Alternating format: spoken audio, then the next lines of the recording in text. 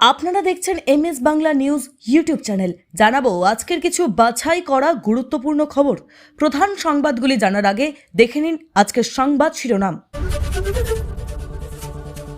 বাংলাকে অর্থ যোগানের নির্দেশ, সব মন্ত্রককে বাধা না কাটতেই শুভেন্দু সরকারের পাশে প্রধানমন্ত্রী। 3টের বেশি ঘর থাকলে কি মিলবে না সুবিধা? 7 ধরনের তথ্য জমা দিতে হবে আবেদনকারীদের। কোনো পরীক্ষা ছাড়া সরকারি স্কুলের শিক্ষক হতে পারবেন আপনিও। ডাবল ইঞ্জিন সরকারের দুর্দান্ত স্কিম এখন চালু বাংলায়। লন্ডন, সিঙ্গাপুর থেকে ফোন আসছে দিলীপ ঘোষের কাছে, বিশাল সম্ভাবনার কথা বললেন মন্ত্রী। জুনের শুরুতেই শুভেন্দুর মন্ত্রিসভায় বড় রদবদল, দিল্লির সবুজ সংকেত মেলায় চূড়ান্ত নতুন মন্ত্রীদের তালিকা।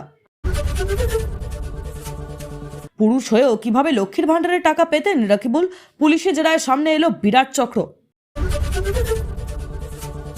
বিরতি শেষ, এবার ময়দানে তৃণমূলের শীর্ষ সেনাপতি। শনিবার থেকে রাজপথে রাজনীতিতে কামব্যাক অভিষেক বন্দ্যোপাধ্যায়ের। মমতার আমলে অনুপ্রবেশ এখন নিজেরাই ফিরছে, বাংলার বিজেপি সরকারের প্রশংসা অমিত শাহর। বাধা দিলে ফল ভালো হবে না, বিজেপিকে সরাসরি সতর্কবার্তা মিঠুন চক্রবর্তীর। লক্ষ্মীর ভাণ্ডারের গ্রাহকদের জন্য বড় আপডেট, কারা পাবেন না নতুন প্রকল্পের টাকা। রাজ্যের কোষাগার ভরাতে এবার বড় পদক্ষেপ, ফের শুরু হচ্ছে পশ্চিমবঙ্গ রাজ্য লটারি। মাত্র 15 দিন, বিজয়ের হাত ছেড়ে কেন হঠাৎ এআইএডিএমকের ঘরে ফিরলেন বিধায়করা? তৃণমূলের দলটাই উঠে যাচ্ছে নাকি? দিল্লিতে কংগ্রেসের দরবারে তৃণমূলের এক ঝাঁক বিধায়ক, শ্রমিক ভট্টাচার্যের দাবিতে তোলপাড়। এলপিজি সিলিন্ডারের দাম বদল, আজ কলকাতায় কত টাকায় মিলছে রান্নার গ্যাস? কেন্দ্রের ফ্রি রেশন প্রকল্পের মাসে 35 কেজি চাল গম, কারা পাবেন সুবিধা? বোলপুরে তৃণমূল বিধায়কের বাড়িতে সিআইডি, কি বলছেন চন্দ্রনাথ সিনহা? নিরাপত্তা প্রত্যাহারের পর বেসরকারি নিরাপত্তা রক্ষীর খোঁজ করছেন অনুব্রত মণ্ডল। কয়েকদিনের মধ্যেই পার্টিটাই শেষ হয়ে যাবে, নিজের দলের বিরুদ্ধেই বিস্ফোরক তৃণমূল সাংসদ। 12 পাতার ফর্মে না বিশ্বাস, অন্নপূর্ণা যোজনার প্রক্রিয়া সহ করার আশ্বাস অগ্নিমিত্রা। বাইকে ধাক্কা, করজোড়ে ক্ষমা চেয়েও মিলল না রেহাই, চালককে অটো থেকে নামিয়ে সপাটে চড় পুলিশ কর্মীর, ভিডিও ভাইরাল। প্রবল গরমে স্বস্তির ইঙ্গিত, দক্ষিণবঙ্গে ধেয়ে আসছে কালবৈশাখী। প্রিয় দর্শক, এতক্ষণ ধরে শুনছিলেন সংবাদ শিরোনাম। এবার আসছি বিস্তারিত খবরে। ভিডিওটি ভালো লাগলে লাইক করুন এবং আমাদের ইউটিউব চ্যানেলটি সাবস্ক্রাইব করে আমাদের সঙ্গে থাকুন। চূড়ান্ত রাজনৈতিক টানাপোড়েন, দীর্ঘ প্রশাসনিক জট এবং কেন্দ্র রাজ্য সংঘাতের অধ্যায় পেরিয়ে অবশেষে বাংলাকে নিয়ে নয়া কৌশলে এগোতে শুরু করল কেন্দ্র। প্রধানমন্ত্রী নরেন্দ্র মোদীর দফতর থেকে সরাসরি নির্দেশ গিয়েছে বিভিন্ন কেন্দ্রীয় মন্ত্রকের কাছে টাকার অভাবে পশ্চিমবঙ্গের কোনো উন্নয়নমূলক কাজ যাতে আটকে না থাকে তা নিশ্চিত করতে হবে। কেন্দ্রীয় সূত্রে খবর, বর্তমানে চালু থাকা বিভিন্ন কেন্দ্রীয় প্রকল্পে কিভাবে পশ্চিমবঙ্গকে বেশি অর্থ বরাদ্দ করা যায় তা খতিয়ে দেখা শুরু করেছে অর্থমন্ত্রক এবং সংশ্লিষ্ট মন্ত্রকগুলি। শুধু তাই নয়, বিপর্যয় মোকাবিলা তহবিল, পরিকাঠামো উন্নয়ন, আবাসন, গ্রামীণ সড়ক, স্বাস্থ্য ও কৃষি ক্ষেত্রে বাংলা যে বকেয়া অর্থ আটকে রয়েছে তা দ্রুত মেটানোর রাস্তাও খোঁজা হচ্ছে। রাজনৈতিক পর্যবেক্ষকদের মতে এর পেছনে রয়েছে স্পষ্ট রাজনৈতিক বার্তাও। বিজেপি চাইছে দ্রুত উন্নয়নমূলক কাজের গতি দেখাতে, আর তার জন্য প্রয়োজন পর্যাপ্ত অর্থের যোগান। আগামী জুন মাসেই রাজ্যের প্রথম পূর্ণাঙ্গ বাজেটেই চমক রাখতে হলে রাজ্যের হাতে পর্যাপ্ত অর্থ জরুরি। কেন্দ্রও তা ভালোভাবেই বুঝছে। দিল্লির রাজনৈতিক মহলের একাংশের মতে বাংলাকে ঘিরে কেন্দ্রের এই সক্রিয়তা আগামী দিনের জাতীয় রাজনীতিতেও তাৎপর্যপূর্ণ হতে পারে, কারণ দীর্ঘদিন পরে বাংলায় ক্ষমতার পালাবদলের পর এখন সবচেয়ে বড় চ্যালেঞ্জ প্রশাসনিক স্থিতি ও উন্নয়নের গতি বজায় রাখা। আর সেই পরীক্ষাতেই আপাতত শুভেন্দু অধিকারীর সরকারের পাশে দাঁড়াতে চাইছে কেন্দ্র। 3টের বেশি ঘর থাকলে কি মিলবে না সুবিধা? 7 ধরনের তথ্য জমা দিতে হবে আবেদনকারীদের। কর্তৃক ঘোষিত অন্নপূর্ণা ভাণ্ডার প্রকল্পের ফর্ম বিলি শুরু হয়েছে। বিধানসভা নির্বাচনের পূর্বে ভারতীয় জনতা পার্টি দেওয়া প্রতিশ্রুতি পূরণে উদ্যোগী মুখ্যমন্ত্রী শুভেন্দু অধিকারী। এই প্রকল্পের আওতায় রাজ্যের মহিলারা প্রতি মাসে 3000 টাকা করে আর্থিক সহায়তা পাবেন। অনলাইন এবং অফলাইন উভয় মাধ্যমেই ফর্ম পাওয়া যাচ্ছে, যা স্থানীয় বিডিও বা পৌরসভা থেকে সংগ্রহ করা যাবে। এর মধ্যে রয়েছে আবেদনকারীর পারিবারিক পরিচয়, খাদ্য ভর্তুকি প্রাপ্তির বিবরণ, মাসিক উপার্জন, সম্পত্তির বিবরণ, অন্যান্য পরিচয়পত্র বা নথি, পরিবারের শিশুদের সংখ্যা ও তাদের বিবরণ এবং সরকারি সুবিধা প্রাপ্তির তথ্য। বিশেষ করে সম্পত্তির বিবরণ অংশে আবেদনকারীদের পাকা বাড়ি এবং তাদের ঘরের সংখ্যা জানাতে হবে। 3টের বেশি ঘর থাকলে আবেদন মঞ্জুর হবে কিনা তা নিয়ে আবেদনকারীদের মধ্যে উদ্বেগ দেখা দিয়েছে। যদিও সরকার এ বিষয়ে স্পষ্ট কিছু জানায়নি। এছাড়াও জমি, 4 চাকার গাড়ি এবং বীমার সুবিধা সংক্রান্ত তথ্য ফর্মে উল্লেখ করতে হবে। পরিবারের প্রতিটি সদস্যের নামে কতটুকু জমি আছে, গাড়ির রেজিস্ট্রেশন নম্বর ও মডেল এবং বীমার বিবরণও জমা দেওয়া বাধ্যতামূলক। এই সমস্ত তথ্য যাচাই করার পরেই প্রকল্পের সুবিধা প্রদান করা হবে। রাজ্যের চাকরি প্রার্থীদের জন্য একেবারে ভিন্ন স্বাদের একটি খবর সামনে আসছে। কোনো রকম লিখিত পরীক্ষা বা ইন্টারভিউয়ের মুখোমুখি না হয়েও এবার সরাসরি সরকারি বিদ্যালয়ে সরকারি শিক্ষকতা করার সুযোগ মিলছে এবং কেন্দ্রীয় সরকারের এই অত্যন্ত গুরুত্বপূর্ণ উদ্যোগের হাত ধরে সাধারণ মানুষের এই অভিনব দরজা খুলে গিয়েছে। বর্তমান শিক্ষা ব্যবস্থায় বড়সড় বদল আনতে এবার সরকারি বিদ্যালয়গুলিতে পরিকাঠামোকে আরও শক্তিশালী করতে একটি বিশেষ প্রকল্প দেশজুড়ে রূপায়ণ করা হচ্ছে। এই ব্যবস্থার সবচেয়ে আকর্ষণীয় দিক হলো এখানে শিক্ষকতা করার জন্য প্রথাগত কোনো শিক্ষণ ডিগ্রি বা টেট পাস বাধ্যবাধকতা থাকছে না। সম্পূর্ণ অন্য একটি প্রক্রিয়ার মাধ্যমে সমাজের শিক্ষিত ও দক্ষ নাগরিকদের স্কুলের শিক্ষাদানের মূল স্রোতের সঙ্গে যুক্ত করার পরিকল্পনা নেওয়া হয়েছে। পশ্চিমবঙ্গের কোনো স্কুলগুলিতেও এই বিশেষ প্রকল্প নিয়ে জোর কদমে তৎপরতা শুরু হয়ে গিয়েছে, যার ফলে স্থানীয় শিক্ষিত যুবক যুবতী এবং অভিজ্ঞ পেশাদারদের কাছে এটি একটি দুর্দান্ত ক্ষেত্র হয়ে উঠছে। রাজ্যে পালা বদলের পরে বিদ্যাঞ্জলি প্রকল্প বাংলাতে চালু করা হয়েছে। এছাড়া স্কুলের বাচ্চাদের জন্য বিশুদ্ধ পানীয় জলের ব্যবস্থা করা, খেলাধুলার সামগ্রী দেওয়া কিংবা স্কুল ছাত্রদের রক্ষণাবেক্ষণের দায়িত্ব নেওয়ার মতো কাজও এই প্রকল্পের মাধ্যমে করা সম্ভব। আপনি সরাসরি পড়ান কিংবা স্কুলের পরিকাঠামো উন্নত করতে সাহায্য করুন, দুই ক্ষেত্রেই সমানভাবে বিদ্যাঞ্জলি পোর্টালের মাধ্যমে আবেদন রাখা যায়। এর ফলে দেশের সরকারি বিদ্যালয়গুলিতে কেবলমাত্র সরকারি অনুদানের উপর নির্ভর না থেকে সমাজের সর্বস্তরের আধুনিক মানুষের সহযোগিতায় একটি আধুনিক বিশ্বমানের শিক্ষা প্রতিষ্ঠান রূপান্তরিত হতে পারবে। দেশের শিক্ষা ব্যবস্থাকে একটি নতুন উচ্চতায় নিয়ে যেতে এই প্রকল্প আগামী দিনে আরও ভূমিকা নিতে চলেছে।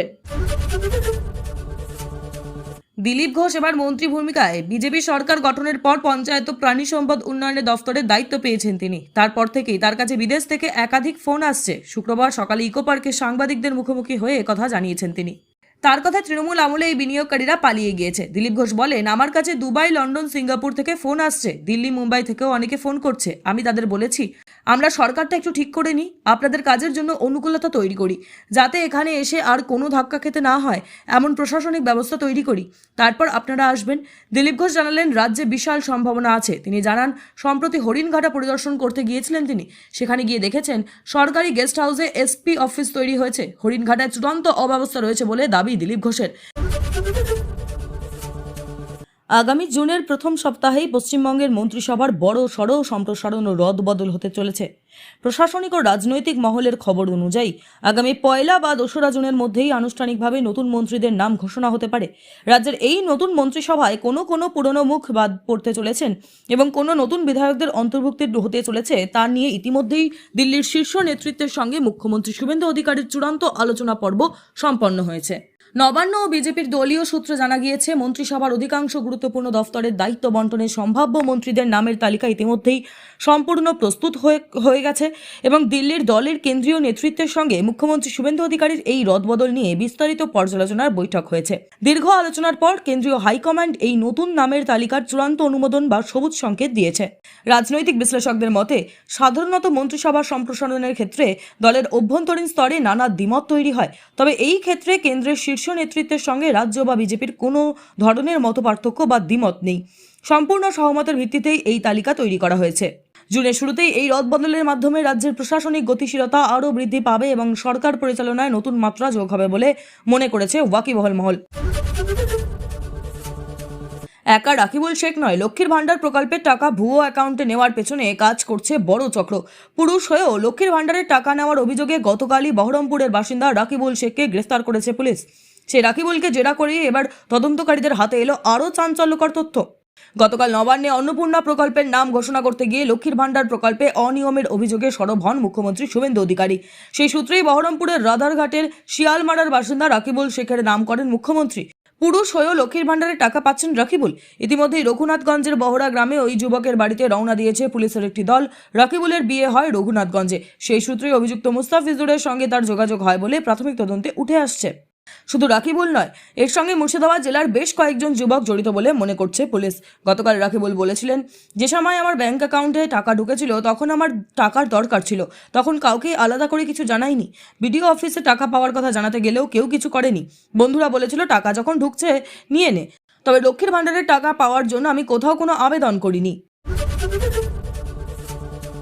সাময়িক বিরতির পর অবশেষে রাজপথে রাজনীতিতে ফিরছেন তৃণমূল কংগ্রেস সর্বভারতীয় সাধারণ সম্পাদক অভিষেক বন্দ্যোপাধ্যায়। সদ্য সমাপ্ত নির্বাচনে দলের অভাবনীয় ভরাডুবির পর এই প্রথম কোনো প্রকাশ্য রাজনৈতিক কর্মসূচিতে যোগ দিতে চলেছেন তিনি। তৃণমূলের শীর্ষ নেতৃত্ব সূত্রে খবর, শনিবার থেকেই পুরো দমে ময়দানে নামছেন তৃণমূলের এই শীর্ষ সেনাপতি। জানা গিয়েছে, আগামীকাল শনিবার কলকাতা এবং সংলগ্ন দক্ষিণ 24 পরগনার বিভিন্ন এলাকায় ভোট পরবর্তী হিংসায় আক্রান্ত দলীয় নেতাকর্মীদের বাড়িতে যাবেন অভিষেক। তাদের সঙ্গে সশরীরে দেখা করে পাশে থাকার বার্তা দেবেন তিনি। উল্লেখ্য, নির্বাচনী ফলাফলের বিপর্যয়ের পর থেকে অভিষেক বন্দ্যোপাধ্যায়কে সেভাবে কোনো রাজনৈতিক কর্মসূচিতে সক্রিয় থাকতে দেখা যায়নি। যদিও এই সময় দলনেত্রী মমতা বন্দ্যোপাধ্যায়ের কালীঘাটের বাড়িতে আয়োজিত সাংগঠনিক বৈঠকগুলিতে নিয়মিত উপস্থিত ছিলেন তিনি। রাজনৈতিক মহলের মতে শনিবারের এই কর্মসূচির হাত ধরেই ফের একবার দলীয় কর্মীদের মনোবল চাঙ্গা করতে ময়দানে নামছেন অভিষেক। বাংলাদেশ সীমান্তবর্তী অঞ্চলে নিরাপত্তা জোরদার করতে ও কাঁটাতারের বেড়া নির্মাণের জন্য বিএসএফ এর হাতে প্রয়োজনীয় জমি হস্তান্তরের ঐতিহাসিক পদক্ষেপ নেওয়ার মুখ্যমন্ত্রী শুভেন্দু অধিকারীকে সাধুবাদ জানিয়েছেন কেন্দ্রীয় স্বরাষ্ট্রমন্ত্রী অমিত শাহ। ভারত বাংলাদেশের সীমান্তের অনুপ্রবেশ রুখতে নবগঠিত রাজ্য সরকারের এই দ্রুত সিদ্ধান্তকে স্বাগত জানানো হয়। অমিত শাহ বলেন, আমরা নির্বাচনের সময় বলেছিলাম আপনারা আপনাদের ক্ষমতা আনুন, তাহলে আমরা আমাদের বাংলাদেশ সীমানায় ফেন্সিং এর কাজ কিছুদিনের মধ্যে শুরু করব। এর পাশাপাশি অমিত শাহ বলেন, শুভেন্দু অধিকারীর সরকার ক্যাম্প বানিয়েছে, কিন্তু আমরা চাই অনুপ্রবেশকারীরা নিজেরাই যেখান থেকে এসেছে সেখানে ফেরত চলে যাক। ওটা নিজে থেকে চলে গেলে বাংলার সরকারও তাদের উপর কোনো কেস করবে না এবং যাওয়ার জন্য তাদের সহায়তাও করবে। আর আমি আশা করি অনুপ্রবেশকারীদের খোঁজ চালানোর অভিযান চালানোর আগেই এই সমস্ত কিছু শেষ হবে। টানা গরম ও অস্বস্তিকর আবহাওয়ায় হাঁসফাঁস অবস্থা দক্ষিণবঙ্গের, তবে সেই পরিস্থিতি থেকে আপাতত স্বস্তির ইঙ্গিত দিল আলিপুর হাওয়া অফিস। হাওয়া অফিসের পূর্বাভাস, রবিবার পর্যন্ত দক্ষিণবঙ্গের একাধিক জেলায় দাপট দেখাবে কালবৈশাখী, বজ্রবিদ্যুৎ সহ ঝড় বৃষ্টির সম্ভাবনা রয়েছে কলকাতার সহ বিস্তীর্ণ এলাকায়। আবহাওয়া দফতর জানিয়েছে, ওড়িশার উপর তৈরি হয়েছে একটি ঘূর্ণাবর্ত। পাশাপাশি উত্তরপ্রদেশ থেকে ওড়িশা এবং বিহার থেকে অন্ধ্রপ্রদেশ পর্যন্ত বিস্তৃত রয়েছে জোড়া অক্ষরেখা। এর প্রভাবেই রাজ্যে সক্রিয় হচ্ছে বৃষ্টির অনুকূল পরিস্থিতি। আজ পূর্ব পশ্চিম মেদিনীপুর, ঝাড়গ্রাম, বাঁকুড়া ও পুরুলিয়ায় হালকা থেকে মাঝারি বৃষ্টির সম্ভাবনা রয়েছে। ওইসব জেলায় ঘন্টায় 50 থেকে 60 কিলোমিটার বেগে দমকা হাওয়ার সঙ্গে বজ্র ঝড় হতে পারে। পূর্ব পশ্চিম বর্ধমান, নদিয়া, হুগলি এবং পশ্চিম মেদিনীপুরে ঝোড়ো হাওয়ার গতিবেগ ঘন্টায় 70 কিলোমিটার পর্যন্ত পৌঁছতে পারে বলেও সতর্ক করেছে হাওয়া অফিস।